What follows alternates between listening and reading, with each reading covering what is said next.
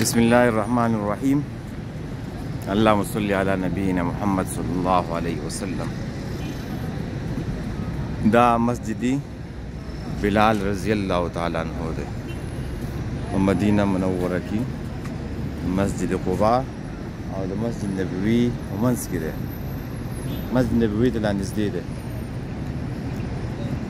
نو دام تاریخي جمعات ته بلال رضی الله تعالی عنہ اولنی مسلمانانو کې ده، صحابو کې ده چې ایمان راوړی ده او غټ سخت د اسلام دپاره تیری کړلی.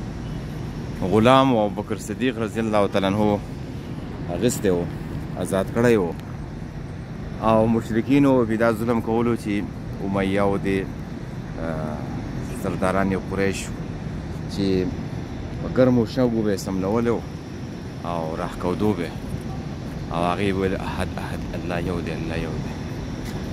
غلام او اسلام ولا چې عزت ورکړی ایمان په وجه باندې رنګ نه تور و. نبي علیه السلام دا هم وایي چې بلال رضی الله تعالی عنہ ته ویله چې ما ته په جنت کې ولیدې خپل مخې ته چې دی نو ستا د خپو کشار یې ما اورېدل ته څه عمل کې. نو هغه وویله چې زما اوس بل خاص عمل نشته، خو چې کله ما اودس وکړمه 2 رکعاته چې دی نو نفل کوم. نو دا بلال رضی الله تعالی عنہ اول مسجد نبوي کې به امامت او اذان کولو او بیا وروستو چې کوم دی نو هغه به دې ځای کې چې دی نو را منتقل شو بیا به دلته چې دی نو اذان کولو. بلال رضی الله تعالی عنہ دا جومات دی او دې بازار ته ویل کېږي سوق بلال. دې جومات سره بالکل جوخت دی، یو وړوکی تنګ شان بازار دی. نو چې څوک دلته راشي مدینې ته نو دې بازار ته چې دی نو راځي. دلته دا چې دا شیونه ارزان قیمت باندې میلاویږي.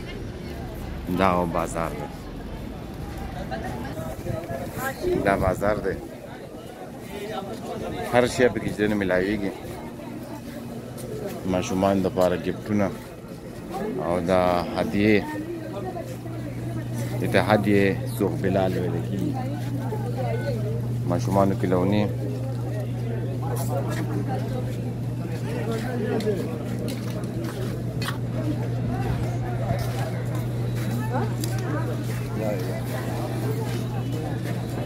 دا ښایسته ښایسته لوښي دي پکې، پیالۍ دي پکې، کپونه.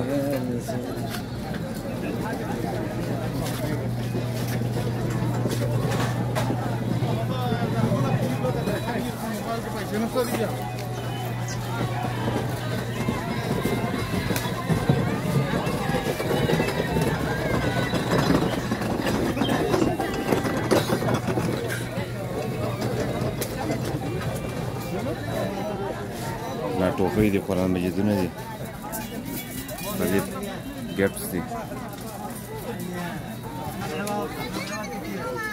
تسبیح پکې میلاویږي.